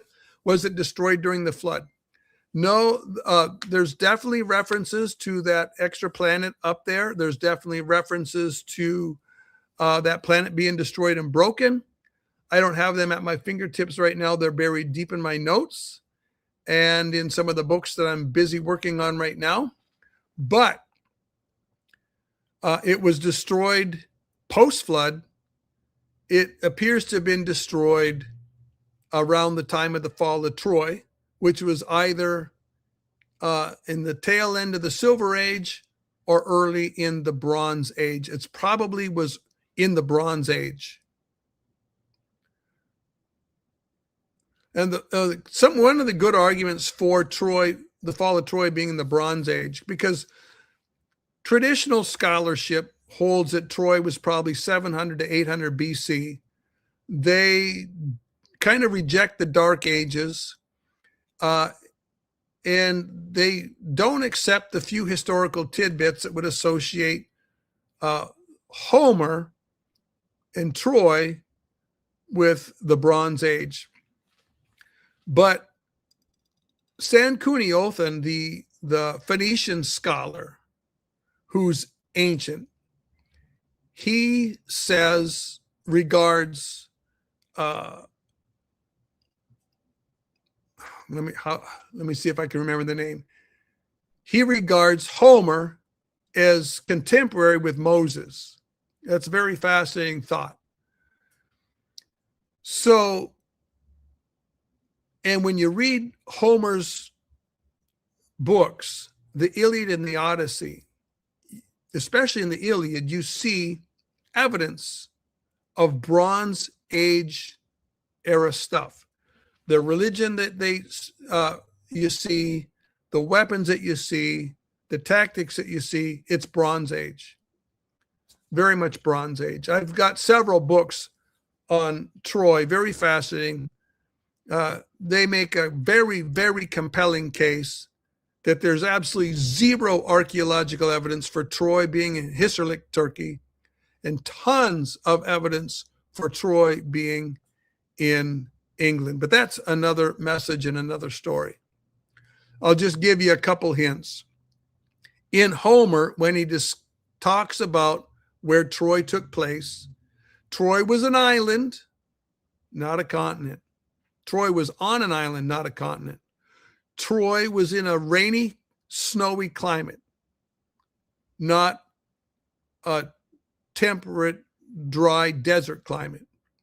Troy had I can't remember, it was 12 or 14 rivers. You go to Hisarlik, there's no rivers there.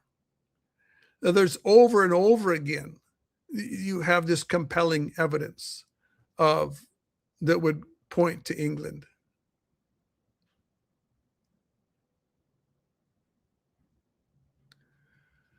Question 15. Will there be a Q&A session at the Rapture of the Rockies conference? There probably will be. We usually have at least one.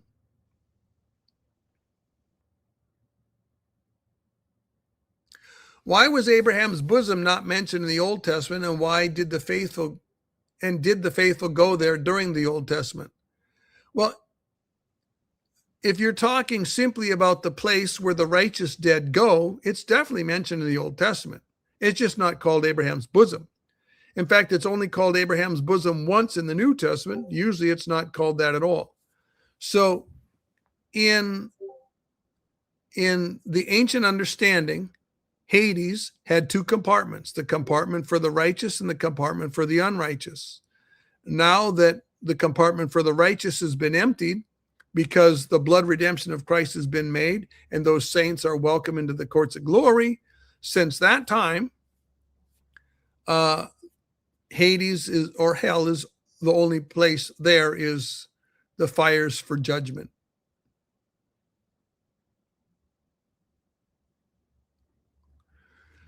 How do the UFOs fit into the end times? Disclosure before the rapture?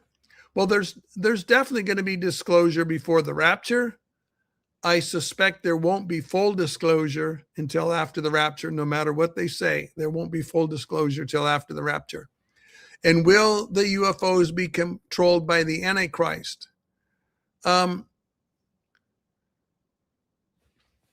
let me put it this way. They're definitely going to be controlled by Satan. The Antichrist's job is to rule the earth.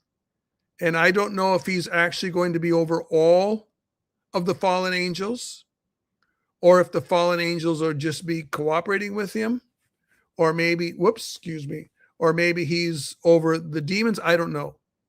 But all the demons and fallen angels are definitely under Satan, and the Antichrist is under Satan. Will we be under law during the millennium? It really depends upon what you mean by law. Will the world be under the moral law of God? Absolutely. There's capital punishment for refusing to submit to Christ. But capital punishment is not for infractions per se. Capital punishment will be for refusing to believe that Jesus is the Messiah. And that capital punishment is found in Isaiah 65. The millennium is actually going to see Israel brought out from underneath the old covenant, which is the covenant of law, and brought into the new covenant, which is the covenant of faith in Jesus Christ and in his blood. And the new covenant will be the dispensation or the economy of the millennium.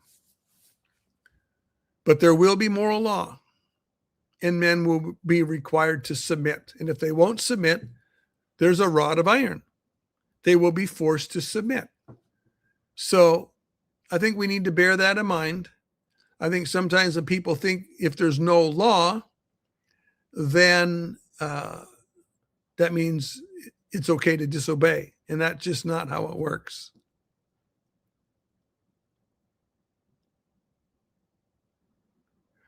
Do you see dominionism playing any role in putting the Antichrist into power? I do. I absolutely do. Religion, if it's not biblical, is a bunch of useful idiots. And Christians make a great, powerful force. If they're going to be forced to compromise their values, to conform more politically conservative than they are biblically conservative. And I think they're going to be used of the devil to bring in the Antichrist, or at least bring in the government of the Antichrist. And folks, once the rapture happens and all the real believers are out of here, you can bet your bottom dollar that religion, evangelical religion, is still going to be hard charging down here on earth. Glad that the troublemaking dispensationalists are gone, and glad that they're finally able to, that they're the dominant mouthpiece on the evangelical playing field. And they're all on the road to hell.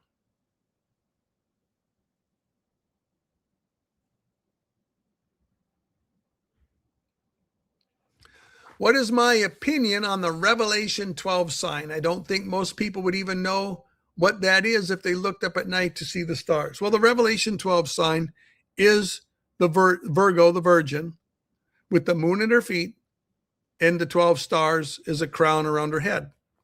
That sign happened at the time of the incarnation and birth of Christ, and it happened again in 2000. I can't remember what year it was now, 2000. I forget even now what year it was, but it was a few years back, 2017, I think. But that Revelation 12 sign, when it happened the first time back there, it lined up with the birth of Christ. If it had any significance at all, it was just a reminder to the unbelieving Jews. But personally, I don't think the Revelation 12 sign has any significance for the church. None whatsoever. It's barking up a tree and there's nothing up there. Okay, can you talk more about the electric universe? Yes, I can. I'll just give you a brief nutshell introduction to it. The electric universe theory says that the universe is an infinite static universe in radial equilibrium. And the universe is infinite. It's not finite. It's not expanding. It's fixed. And when it says it's a static universe, does not mean there's no motion. It means all the motion is orbital. So the universe is not expanding. The galaxies are not moving away from the center of the universe. They're fixed. They're in orbit. The universe, folks, is a gigantic clock. It's capable of measuring amounts of time so vast that the most powerful supercomputer on Earth could not crunch the numbers. Think about that. God can make a universe so big that a supercomputer cannot handle it. I think that's fascinating. At any rate, the moon is used to give us a month, the moon cycle. A year is the Earth makes one orbit around the sun. That's a year. I don't know what we're going to call it when our sun makes one orbit around a galaxy. Maybe we'll call it a galactium or a galaxium. But then you're going to have our galaxy orbiting around the galaxy cluster. And maybe we'll call that a clusterium. And then you're going to have our galaxy cluster orbiting around the supercluster of galaxies. And maybe we'll call that a superclusterium. But you can see where I'm going with this. The universe is made in such a way that just like we're going to have a year that's exactly 360 days long and it will never change for a second, our galaxy is wired in such a way that our sun will make one big orbit, and I don't know how long that orbit is, if it's hundreds of thousands of years or if it's millions of years. Maybe it's 50 million years. I have no idea what it is. Never even really looked into it. But whatever it is, it will always be exact. It won't be one day off, one day long, or one short. It will be the same for all of eternity. And so these measurements will be able to measure vast, vast amounts of time. And so that's the first part. The universe is infinite and static. In other words, it goes in every direction infinitely. There's no end to it. It's infinite. And it's static. All the motion we see is orbital. There's no expansion. And what's also interesting is that there's no black holes and there's no dark matter. There's no dark energy. Now, black holes were invented. Someone just waved the magic wand and came up with it. They were invented because they don't believe that electromagnetic energy is what's holding the universe together. They believe that gravity is the only major significant force in the universe.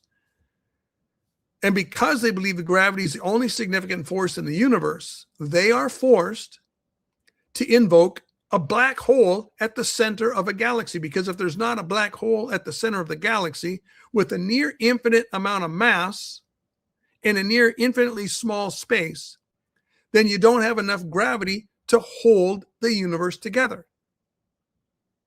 And then to add more to that same picture, they come up with dark matter and dark energy. They're looking for gravity. But if you fall back, junk the gravity theory and run with electromagnetic energy as the force that's holding the universe together, now you get forces that attract and repel. And folks, if you listen, this is how much more powerful electromagnetic energy is than gravity. If you put a fender washer or any kind of a metal washer on your kitchen table or your desktop, the gravity of the entire earth is holding that washer on the table or the desk. But you can take a cheap dime store fridge magnet, which is half plastic, and you can pick that washer up off the table. That one little tiny fridge magnet, it overcomes the force of the gravitational attraction of the entire planet Earth. Think about that. Electromagnetic energy is 10 raised to the 32nd power stronger than gravity. That's pretty amazing. Once you invoke electric universe, then the center of a galaxy is not a black hole. It's just the center of a galaxy. And it's the center of an electric charging mechanism. If you've ever seen a picture of an electric motor, the windings of the top and the bottom, and then it's got the North Pole with the light rays coming out, and then the South Pole with light rays coming out, and it's got this web of electricity that comes in and out. That's what a galaxy is. When you look at a picture of a galaxy and you see the polar region, you see poles of light coming out of each end of a galaxy. Why do we see that? Is because each galaxy is essentially an electric motor. It's charged particles orbiting in a charged field, and that generates electricity. And those big beams of light coming out of the top and the bottom of the galaxy, that's the electrical charge that's being generated by the turning of the electric motor.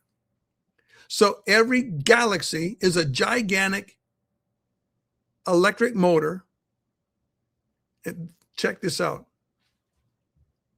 It's infinite energy. It's continual energy. It's nonstop energy. Men have been looking for the holy grail of limitless motion, right? Well, they found it if we look at the galaxies.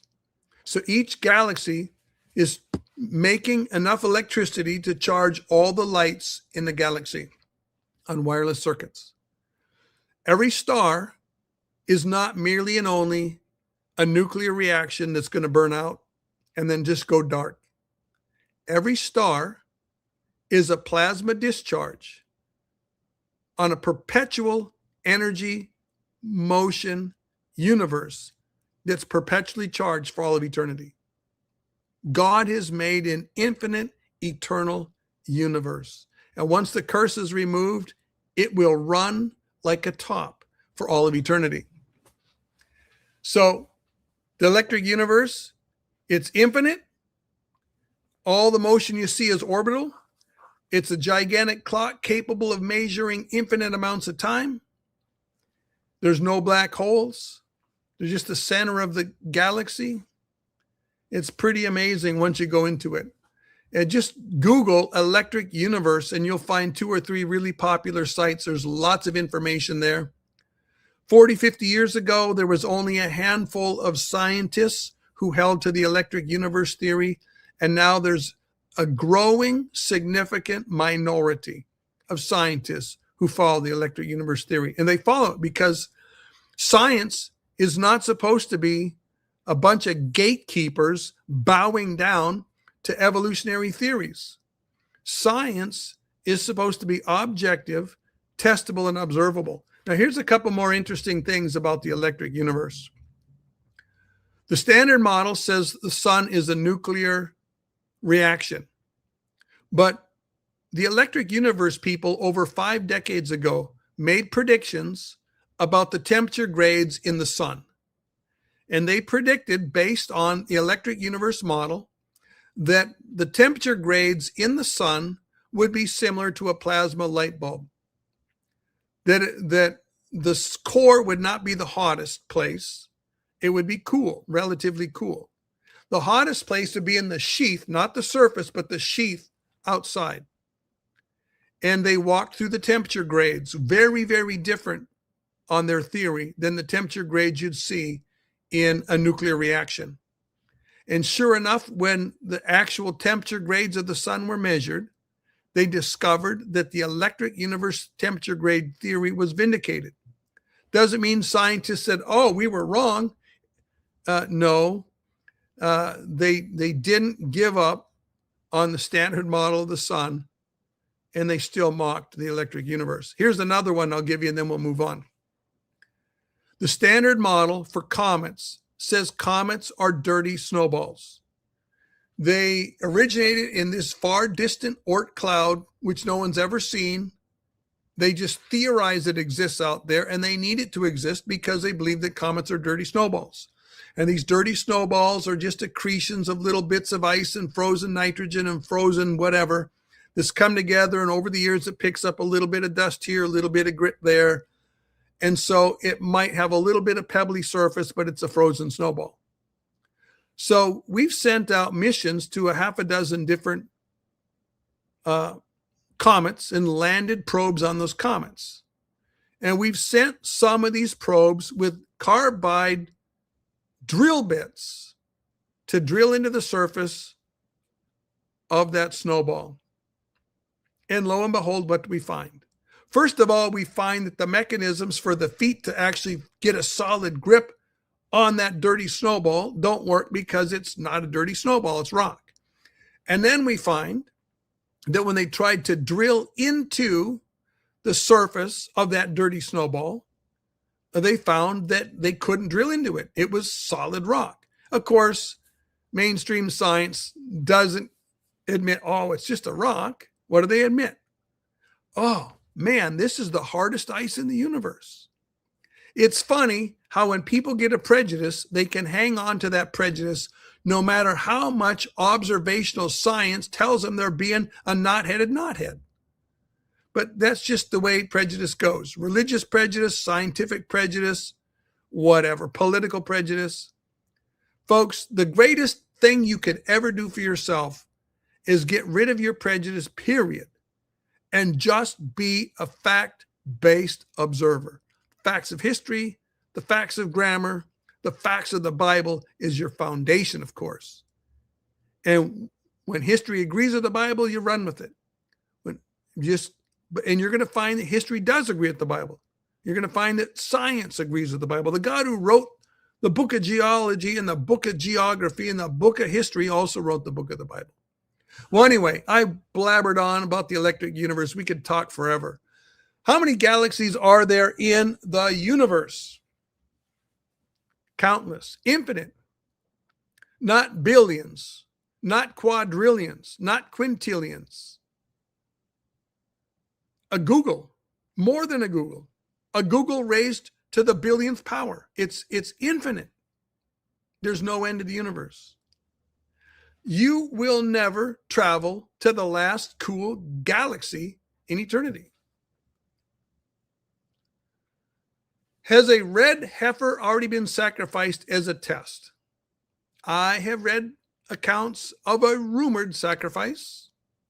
I haven't seen anything that says absolutely for sure there was a sacrifice, but it's possible. And not only that, I wouldn't be surprised if it wasn't merely a practice or a test. I wouldn't be surprised if they secretly sacrificed the real McCoy and they're not letting anybody know.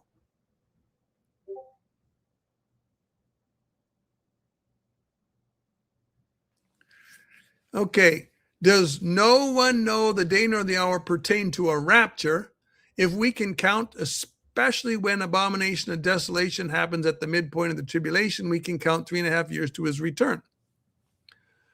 But no man knows the day nor the hour doesn't have anything to do with the middle of the tribulation or the end of the tribulation. It doesn't have anything to do with the arrival of the fullness of wrath of God. No man knows the day nor the hour is the arrival of the morning star. It's the time of the rapture. And we just don't know when that day is going to be. Now, once the tribulation opens up, it's easy to count. And there is no more, no man knows the day nor the hour. But for the rapture, there's a definite, no man knows the day nor the hour. Do you think that Mars bumping into the Earth caused the collapse of the water canopy and caused the great flood of Noah's day? Oh, there's a couple questions wrapped up in this question. First of all, Mars and Venus appear later in ancient history, not early. The ancient accounts that touch on the cause of Noah's flood typically associated with Saturn or Uranus. That subject requires a whole lot more research. There's not as much information there as we find from the Bronze Age forwards. Secondly, I'm not convinced of the water canopy theory. I wouldn't be surprised if there was a small canopy, but certainly not a massive ocean of water up there. Most of the water when the earth got flooded did not come from the 40 days of rain. Most of the water came from the fountains of the deep being opened. And those waters, you'll see a great big canyon down the Pacific, the middle of the Pacific, and another big one down the middle of the Atlantic. I think the ocean waters came up through those great big cracks. I think that those cracks are going to open up again in the judgments of the last day, maybe in the very day of the Lord. That water is going to go back into the bowels of the earth, and it's going to replenish the fountains of the deep. And that's why all over the earth, there's going to be streams in the desert and mountain streams in the top of the mountains.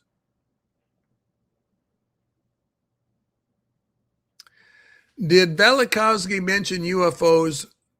He mentions the ancients, astronomers in a couple places, or the ancient visitors, but he's primarily focused on just the ancient catastrophes and the ancient gods, the planetary gods that were worshipped.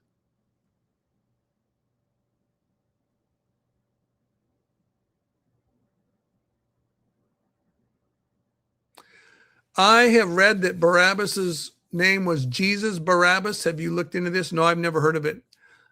Would the scapegoat in Leviticus relate to the typology of Barabbas being set free and Jesus crucified? It could. It's something I've never heard of or thought of. I'll have to look into that. Will we be under the Mosaic law during the millennium? Nope, absolutely not. The Mosaic law is put away at the second coming. Israel's only got 7 years of the Mosaic law left, the Mosaic covenant. She's going to go into the new covenant in Christ. Just as Moses passed the baton to Joshua, so Moses is going to pass the baton to Jesus. Just as John the Baptist was Elijah in type who passed the baton to Jesus, so Elijah in reality is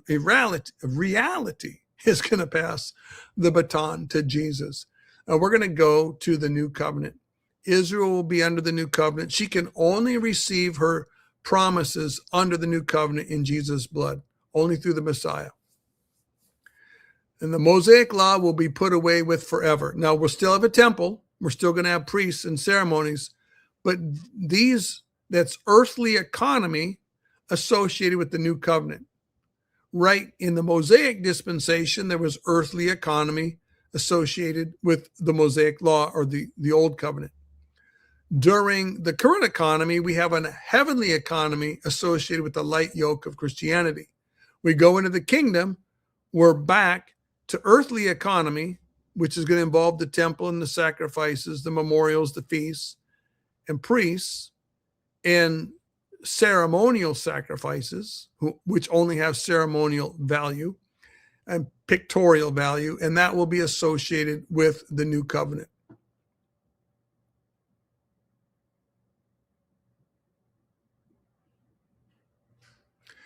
Is the electric universe anything like what Nikola Tesla thought on renewable energy? Well, they're definitely related. A lot of people in the electric universe community bring up some of Tesla's research and materials. Tesla was definitely tapping into some aspects of the electric universe theory and the electric universe. The fact is, There's a near infinite amount of energy available, electrical energy, in the earth and in our lower atmosphere and in our upper atmosphere, a near infinite amount of energy that comes from the sun, which comes from the galaxy, which is a perpetual energy, perpetual motion machine. So it's there. And I think when we go into the kingdom, we're going to move away from the forms of energy that we've been using in this age, which are legitimate sources of energy, but they're the kind that are controlled and monopolized by a few wealthy elites, and they're hard to use by the man on the street or by a small neighborhood or small community. They have to buy into the system. We go into the kingdom. The spirit of the kingdom is every man under his own fig tree and every man under his own vine. And men are going to be independent. And I think we're going to go down a Tesla path instead of a Thomas Edison path.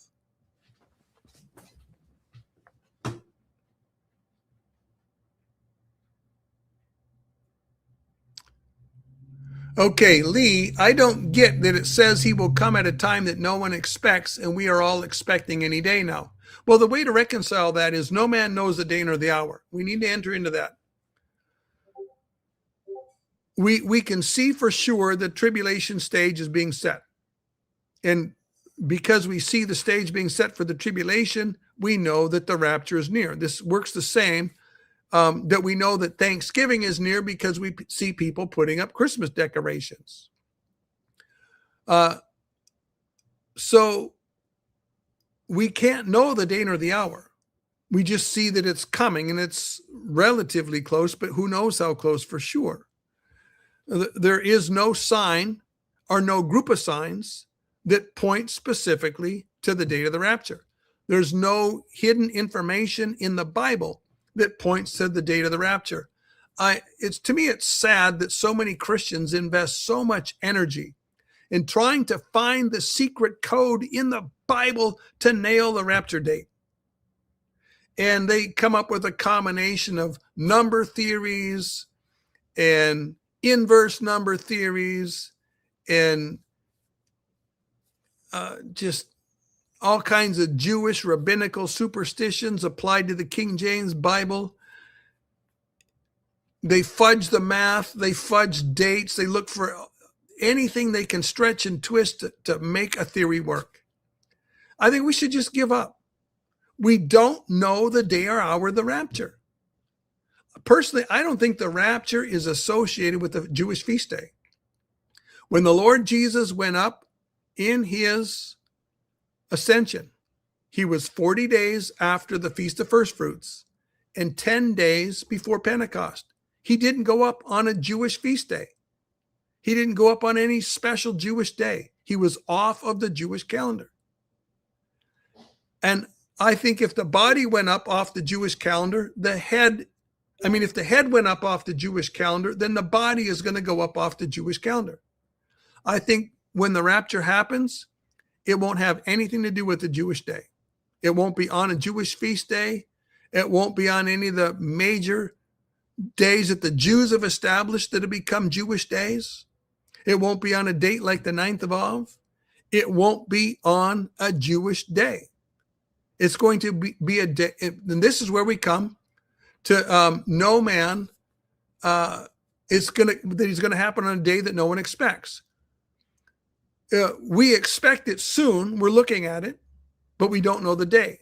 But when it's talking about on a day no man expects, this is talking about people are continually expecting it every year. They're looking at these feast days. It's not going to come on one of the days they're expecting. It's not going to come on the 9th of Av. It's not going to come on a day they're expecting.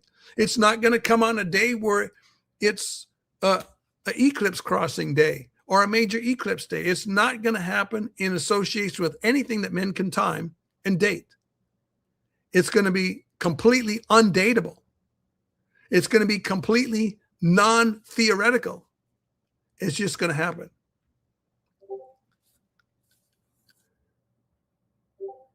What will the believers do during the millennial reign of Christ? Where will New Jerusalem fit in there? Well, great question. During the millennium, the saints, the bride of Christ is going to split their time between ruling with Christ here on earth and visiting the Father in the New Jerusalem, which is where the New Jerusalem is right now. So we're going to be going to New Jerusalem, coming back to earth, going to New Jerusalem, coming back to earth. If you recall in Revelation chapters 4 and 5, you have the 24 courses of the heavenly priesthood. These are the 24 courses. Every one of us is going to be assigned to one of those 24 courses. Every one of us is going to have 2 weeks of the year. Our course will have 2 weeks of the year where we're in heaven worshiping the Father. And then there's going to be also times, 4 times a year, where there's going to be the whole course has to be present with the Father. And I don't think that means every individual in every course, but I think every course is going to have the people cycling in and out so that every course is there for the whole week of the feast in New Jerusalem in heaven. And there will always still continually be people here on earth doing the ruling and reigning down here.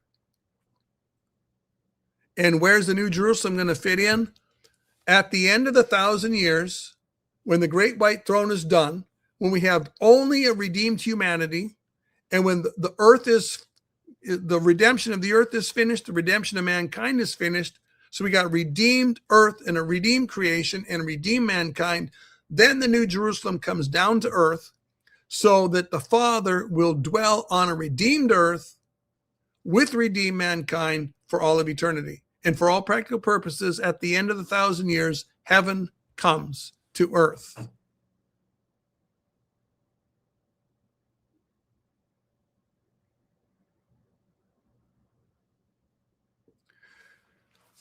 Will the church have the same languages we have right now on earth, or will we be speaking the language that Jesus spoke? Well, I think both and more besides. Every tongue is going to be spoken for all of eternity. But we're also going to have Hebrew is a very important language in heaven. We're going to have the Aramaic of Jesus' day is very important in heaven. Latin will be important in heaven. English will be important in heaven. A lot of languages will be very important in heaven. But they're all going to find their unique niche for the expressions that we are going to do in all of eternity. It's interesting that in science, we have a heavy leaning on Greek and Latin. That's probably going to continue for eternity. In music, we use a lot of Italian terms. That's probably going to continue for all of eternity. In other fields and in venues, we use different languages for the terminology. I think that's going to continue for all of eternity. We're going to need all those languages. If we start naming animals and plants on 1,000 other planets, we're going to need a lot of words to name stuff.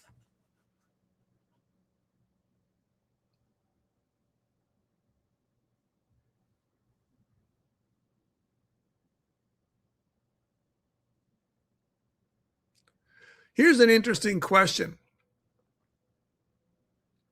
How then did the sons of God know that Elijah would be taken the same day? I'm not sure how they knew. I wouldn't be surprised if they were told.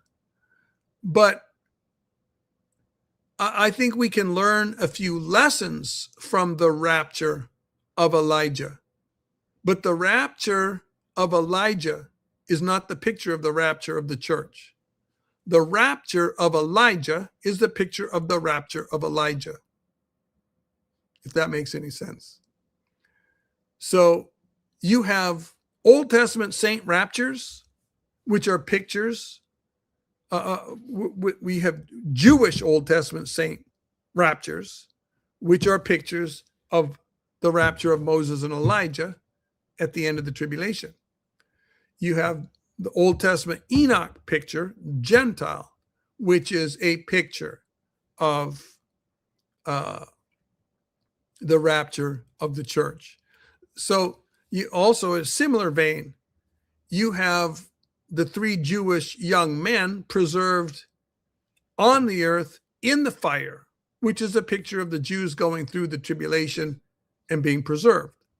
But you also have Daniel mysteriously absent, which I think is a picture of some of the Jews going up in the rapture of the church. All right, it is 10:15. We've been going for 2 hours and 15 minutes. I think I'm going to wrap this up, folks. I very much appreciate your hanging with me. It's amazing. We still have 650 people in here at the end of Q&A. That's pretty impressive. I do want to thank my moderators. You guys show up and do an outstanding job. And I see a lot of my friends in here that I see regularly, like Heinz Pilot and Mr. Vax. So I want to thank you guys for showing up. The Lord bless you all. I wish I could tell you that I know for sure we're going up this year. I wish I could tell you that I knew for sure we're going up next year.